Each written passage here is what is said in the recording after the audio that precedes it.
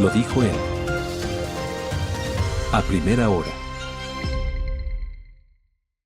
Muy bien, seguimos 7:44. Mi colega Hernán Higuera me escribía, ¿no?, en el comentario y me decía, hablando sobre lo que pasó el día viernes con este episodio criminal, esta masacre a 11 militares que conformaban una patrulla contra minería ilegal. Me decía Hernán, el desvío de combustibles a la minería ilegal se hace con corrupción. Si se acaba el suministro de combustibles con control, acaban con la minería ilegal. ¿Por qué no lo hacen? Yo quiero partir de este mensaje que recibí por parte de mi colega para preguntarle justamente a una conocedora en la materia, la exgerenta de Petroecuador y especialista en temas de industrias extractivas, Marcela Reynoso, que está acá con nosotros. Ingeniera, bienvenida, ¿cómo le va? Buenos días, muy buenos días. Para mí siempre es un honor estar aquí con ustedes. Gracias a usted por la gentileza. A ver, ¿tiene sentido lo que dice mi colega? El desvío de combustibles a la minería ilegal se hace con corrupción. Si se acaba ese suministro de combustibles con control, ¿se puede comenzar a acabar la minería ilegal? Tiene mucho sentido la observación de Hernán, porque todas las actividades, tanto las legales como las ilegales, necesitan de combustible. Y en este caso estamos enfrentando una problemática que es sistémica. ¿Qué quiere decir esto? Que también se sienten afectados, especialmente Petroecuador, en el tema de los robos que se hacen del poliducto, y justamente este combustible ilegal va hacia los emprendimientos mineros ilegales. Entonces aquí tenemos también una oportunidad de trabajo en conjunto de varios actores para ir disminuyendo el suministro de combustible a la minería ilegal. Entonces aquí hay que articular actores tan importantes como los comercializadores y los distribuidores de combustible para poder hacer la trazabilidad de los volúmenes que Petroecuador está entregando y hacia dónde se están yendo también este combustible. Entonces, si bien es cierto, la Agencia de Control Hidrocarburífero hace un buen trabajo y identificó que hay unos puntos que necesitan control en la frontera sur, justo donde hay más actividad minera, las capacidades en el estado son reducidas. Y aquí también necesitamos el apoyo tanto tecnológico como de información de las comercializadoras y las estaciones de servicio. Entonces aquí es muy importante también tomar en cuenta que para nosotros como Estado poder pedirle a los distribuidores de combustibles la trazabilidad de los volúmenes distribuidos, también ellos necesitan o necesitarían en algo incrementar su margen de comercialización, porque esto implica inversiones importantes en tema de la infraestructura de comunicación, infraestructura de datos y también el personal capacitado. Y eso obviamente tiene un costo que debería ser compensado por este margen de comercialización incrementado. Y sí, hay que tomar en cuenta que el margen de comercialización no se ha revisado creo que en 20 años. Es un tiempo bastante largo y esta ha sido una lucha del gremio de los comercializadores para poder incrementar este margen. Pero obviamente tenemos oportunidades que aprovechar, pero también techos en cuanto al incremento del margen, porque estamos hablando que la energía es un insumo importante para la industria y por lo tanto el precio siempre debe ser el adecuado. Ya vamos a ir en el tema de energía también. Usted nos comentaba, ingeniera, sobre estos robos del poliducto, este desvío de combustibles en cifras. ¿Se tiene tal vez un porcentaje de desvío de combustible que se esté generando ahora mismo en este proceso de distribución? Bueno, año a año se van recabando la información con respecto a volúmenes y aparte del volumen, el costo, porque no es solamente el valor del combustible, sino toda la reparación que implica hacer a los poliductos. Entonces, estábamos este problema viene en incremento desde el 2021. Cuando se empieza a cambiar los precios de los combustibles de acuerdo con el sector de consumo. Entonces, a partir del 2021 viene subiendo y se llega a valores entre 100 millones anuales. Entonces, el del 2024 no lo tengo. Tendríamos que pedirle a Petroecuador que clarifique las cifras de cuánto han sido las pérdidas por los pinchazos en el poliducto. Pero sí, obviamente todo el equipo de Petroecuador, el equipo legal de Petroecuador siempre está constantemente poniendo las denuncias para encontrar los medios idóneos para hacer la reparación integral. Pero yo ya les digo, esto es un problema de articulación, no es un problema solamente de Petroecuador. Y aquí el CONCEPE tiene su rol también, el Consejo de Seguridad Pública tiene un rol fuerte que ejecutar, porque es una problemática que excede las capacidades de Petroecuador. Aquí estamos hablando de un problema bastante grande que ahora nos ha costado la vida de nuestros soldados. Darío Dávalos, que está en sintonía como cada mañana, dice, no aumenta el margen, pero sí el volumen de venta en todos los años. Solo en la super el margen es de 60 centavos de dólar, me dice Darío. Bueno, una cosa es el volumen que se comercializa de combustibles porque nuestra demanda crece. Este año también ya estamos enfrentándonos a un crecimiento de la demanda promedio del 5%, pero cuando se revisa cómo crece por sector, vemos que el crecimiento de la demanda en el sector eléctrico es bastante grande. Entonces aquí estamos hablando de alrededor de un 30% que está impulsado por el consumo del diésel 2. Y todo esto también necesita de una trazabilidad adecuada de hacia dónde va este diésel 2. Porque justamente son esos controles que tenemos que ir haciendo para evitar que los problemas de, por ejemplo, la minería ilegal, o sea, todo lo que sea la industria ilegal, sea apalancado por el consumo de combustibles. Entonces es bien delicado el tema y es una articulación, repito, que tiene que estar también encabezada ya por el Ministerio de Defensa, más que ser articulada netamente por Petroecuador y el Ministerio de Energía. Aquí se necesita ya el paraguas del Ministerio de Defensa por la problemática que implica. Mi también colega Álvaro Samaniego decía, saliéndose del ámbito del combustible, me decía que esto no va a parar si no se cortan los flujos financieros. ¿Podemos atar esto que dice Álvaro de los flujos financieros con el tema del combustible como dos aristas que son fundamentales para combatir con éxito la minería ilegal? Lo que pasa es que este es un problema multicausal, entonces hay que ir abordándolo desde diferentes aristas. Entonces, la una es el tema energético. Todo lo que hacemos en nuestra vida necesita energía. Y por eso es el rol y la etiqueta de estratégico de este sector. Entonces siempre hay que irse articulando desde varios frentes para poder ir bajando la conflictividad. No hay soluciones mágicas para nada, lamentablemente.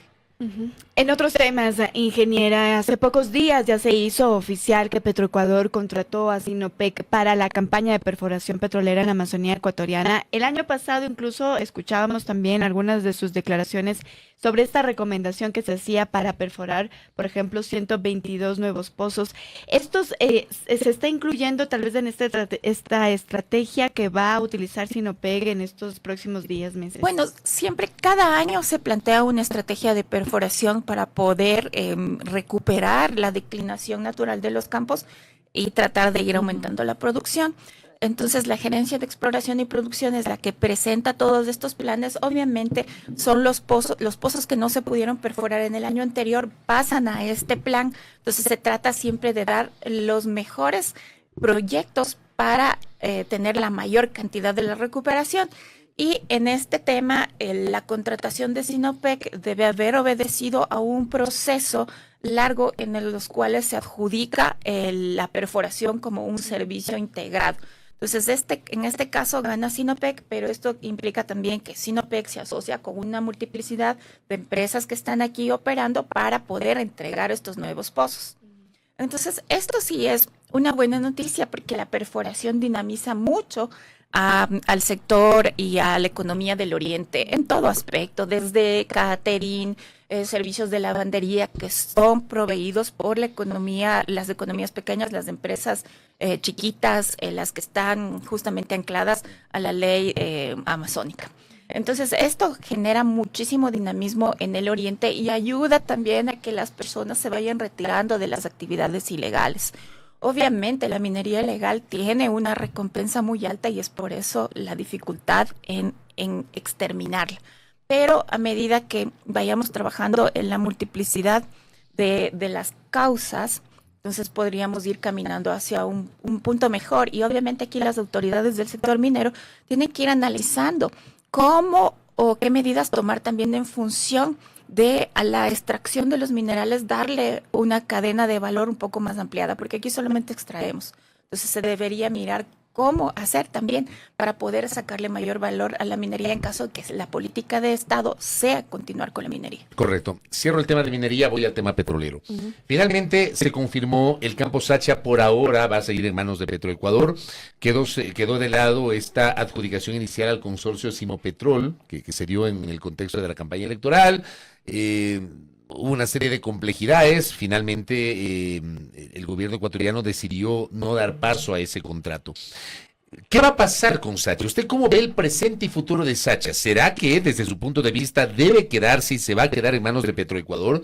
¿O el gobierno con, digamos, este nuevo aire que implica haber ganado la elección y posesionarse para el periodo de 4 años, el próximo 24 de mayo, insistiría en promover una concesión de la administración de esto que se ha denominado la joya de la corona del sector petrolero, Marcela? Bueno, hay que ir viendo cómo se va a configurar la agenda de trabajo de este nuevo periodo del señor presidente. Y también hay que mirarla cómo se la está desarrollando, porque el presidente viene de Emiratos Árabes Unidos. Los Emiratos Árabes Unidos tienen una empresa nacional petrolera que tiene el control absoluto de sus reservas. ¿Y por qué tiene el control absoluto de sus reservas? Porque esos ingresos fortalecen a su economía y también esos ingresos fondean pensiones, fondean el consumo de combustibles. Entonces hay que ir viendo cómo vienen las ideas para lo que vendrá después. ¿Qué quiero decir con esto? Que la fortaleza justamente de tener una empresa nacional petrolera con el control de las reservas es justamente la capacidad de capturar mayor valor monetario. ¿Y qué es lo que necesita ahora justamente el gobierno? Más ingresos, porque ya vemos que tenemos un presupuesto general de la nación con dificultades de financiamiento, vemos que nuestras necesidades van creciendo y justamente esta es la importancia de mantener los recursos que te dan mayores ingresos dentro del control estatal y obviamente haciendo todos los esfuerzos para que la explotación sea eficiente y cada vez más eficiente en este contexto de precios de los hidrocarburos muy moderados y que se plantea que seguirá así en el largo plazo porque la OPEP ha anunciado que ellos quieren alcanzar una estabilidad en los precios y por eso también están manejando el tema de las cuotas y de reincorporar la producción que se quedó en subsuelo en los momentos de control de precios por los volúmenes producidos. Entonces siempre hay que ir mirando cómo se maneja el contexto internacional, cuáles son las acciones OPEP y también de la Agencia Internacional en función del abastecimiento de energía. En ese contexto, entonces, justamente expertos decían que para hasta este 2025 el Ecuador va a necesitar alrededor de 1.500 millones de dólares para evitar el déficit fiscal. Esos 1.500 millones de dólares podrían provenir de una posible concesión de Sacha. Nuevamente, entonces, le reitero, ¿realmente es así? Es decir, ¿es una buena opción? ¿Debe estudiarse la posibilidad de concesionar Sacha? Yo creo que en este punto no deberíamos avanzar con la posibilidad de la concesión, sino con la de un trabajo eficiente sobre Sacha. De Petroecuador. O sea, que se quede en manos de Petroecuador. Que se quede en manos de Petroecuador porque necesitamos capturar la mayor cantidad de dinero para el presupuesto general de la nación. Porque... O sea, cualquier negociación sobre la administración de Sacha va a implicar que el Estado va a dejar de recibir lo que actualmente recibe por lo que genera Sacha.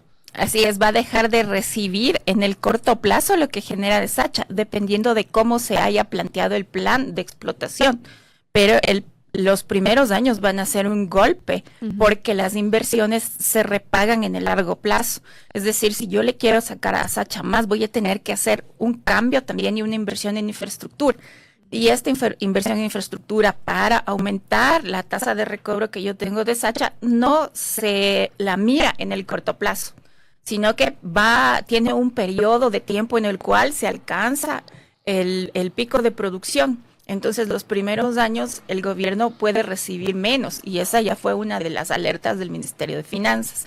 Entonces, para compensar esta disminución y también los riesgos asociados con la calidad del crudo para las refinerías, se necesitaba invertir para sacar mayor crudo de buena calidad, de buena PI, pero esos son campos que son pequeños, que son restringidos, que es más difícil, y allá es ahí donde debería entrar justamente el sector privado.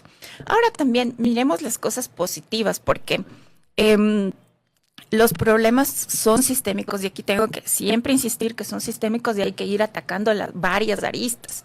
Entonces, cuando tú quieres llamar la inversión extranjera, cuando quieres ya realmente mirar los efectos positivos, tienes unos problemas como licencias ambientales, tienes problemas en la capacidad de respuesta de los ministerios.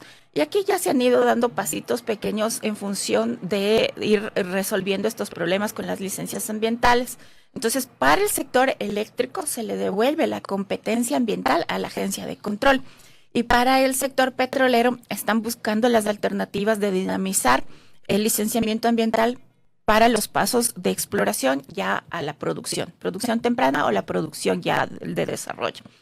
A pesar de estos pasos, digamos, que usted mismo nos comenta, ingeniera, ¿usted cree de manera general que se tendría tal vez una ejecución eficiente de los recursos en Petroecuador o una estrategia, viendo lo que hemos visto en los últimos meses, cambio de gerentes, también incluso denuncias por parte de trabajadores de Petroecuador sobre las gestiones dentro de la gerencia en Petroecuador, además de derrames petroleros, lo que vimos en Esmeraldas en los últimos meses, etcétera? ¿Cómo, digamos, si no se piensa en esta concesión de Sacha, y le pregunto, digamos, porque esto es lo que han dicho muchos analistas, ¿cómo pensar en una buena gestión de Petroecuador con todo lo que hemos visto en los últimos años? Bueno, casi como siempre dice la ministra Manzano, hay que gestionar. Y es que los resultados no se consiguen sin trabajo, sin planificación. Entonces ahora estamos viendo que el gobierno necesita fundir su presupuesto y necesita también legitimidad, y la legitimidad ahora se consigue trabajando, resolviendo los problemas, y por eso es necesario que se ponga mucho más énfasis en cómo se trabaja en Petroecuador, partiendo desde las directrices del directorio hacia cómo realmente ya se empieza a ejecutar. Entonces hay que tener bastante claridad y hay que tener también la motivación política de trabajar bien, de hacer una buena gestión, porque la legitimidad del gobierno del futuro periodo justamente necesita apalancarse en resultados. Marcela, otro tema que también ha generado preocupación es la situación del Campo Amistad. La semana anterior, el gobierno ordenó la importación de gas natural y subir la producción en el Campo Amistad, que también ha sido un dolor de cabeza, o sea, no termina de concesionarse el manejo del Campo Amistad, para afrontar el estiaje de septiembre del 2025. Mi pregunta es, 1, ¿esto será suficiente? Y 2, ¿hay o no un riesgo de que otra vez frente al estiaje que se avecina tengamos dificultades sobre el suministro de energía eléctrica en el país, Marcelo? Voy a empezar por la más fácil. Sí hay el riesgo de tener apagones para el periodo de estiaje porque aún no se ha cumplido con toda la incorporación de generación que pedía el SENACE. Y por otro lado también vemos los problemas que tenemos en transmisión, especialmente en la costa. Entonces sí hay aún ese riesgo. Y tomémoslo por el lado positivo. Ahora se emitió ese acuerdo ministerial sobre el cual se le dice a Petroecuador haga las tareas necesarias para incorporar el gas de Amistad sin que se deje de lado el tema de la licitación internacional. Y cuando surgió la problemática esta de Amistad en septiembre, yo ya había comentado que teníamos dos alternativas: entregar Amistad a una licitación internacional y trabajarla bajo Petroecuador, y que lo idóneo en ese momento era que Petroecuador invierta para poder entregar más gas a Termogas Machala por el contexto de la emergencia eléctrica. Pues perdimos todo ese tiempo. Lamentablemente perdimos todo el tiempo, y la incorporación de gas de Amistad podría verse noviembre o diciembre, depende de cuán ágiles ahora estén los procesos y de cómo se haya avanzado o hasta dónde se llegó el año anterior. Entonces, miremoslo por el lado positivo y encontremos que el gobierno está con una capacidad de reflexión y de articulación del sector eléctrico y petrolero mucho más positiva que lo que se tenía el año anterior. Entonces, pero claro, esto le costó a la industria. Entonces aquí siempre hay que hacer énfasis en que la energía el sector energético le debe servir al crecimiento del país a través de la industria. Entonces, la energía simplemente tiene que seguir la política realmente de desarrollo del país. Y aquí el presidente tiene un desafío bastante grande, que es recuperar esos 2.4% de pérdida en el Producto Interno Bruto. Y para esto, el sector energético es una buena herramienta, pero tiene que estar siempre articulado con las necesidades del sector industrial, que es el que yo tengo que impulsar para recuperar la economía. Entonces aquí hay que hacer también un llamado a la coordinación entre las cámaras de energía, las cámaras de los distribuidores de combustibles, pero sobre todo qué es lo que necesita el sector industrial para apuntalarse. Entonces aquí se tiene que hacer un trabajo de articulación de actores, tanto desde las instituciones gubernamentales como desde el otro lado, que son las cámaras. Tiene que ser una articulación fuerte para ir creando esta agenda que nos permita recuperar la economía.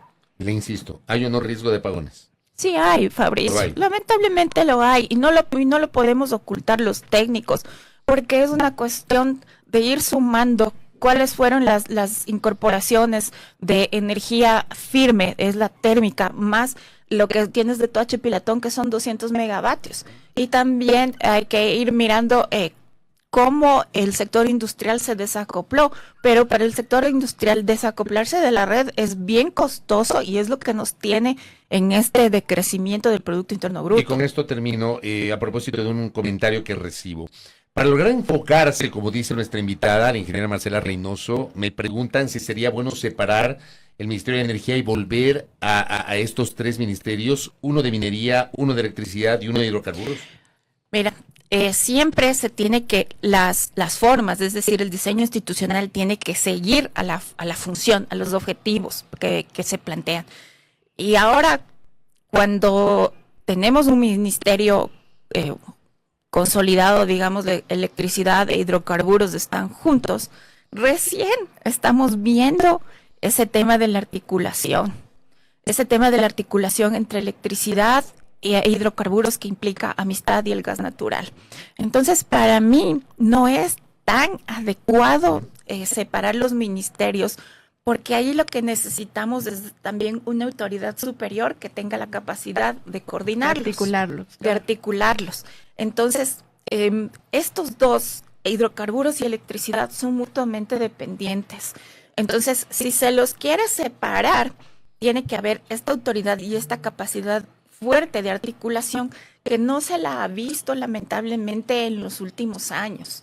Entonces, ahora donde tienes que fortalecer es justamente en las agencias que vienen después, porque en el gobierno de Lenín Moreno se eliminó la Secretaría de Hidrocarburos, se quitaron competencias a la Agencia de Regulación y Control también, y después esas competencias van directamente al ministerio. Entonces tienes a una ministra de Energía o a un ministro de Energía tomando conocimiento sobre aspectos de cambios de bomba, aspectos operativos que están pero bien por debajo, en lugar de tener que preocuparse justamente por la articulación de la política y la articulación de todos los actores, porque aquí tenemos que trabajar en función de país. Y lo más importante es tanto la articulación interinstitucional como la articulación política. Correcto. Marcela, gracias por el tiempo y por estas alertas y explicaciones que ha generado en esta mañana. Muy amable. Muchísimas gracias. Con mucho gusto. Gracias a Marcela Reynoso, exgerente de Petroecuador, aquí en A Primera Hora. Pausa. Primera Plana. Todas las noticias, todas las voces.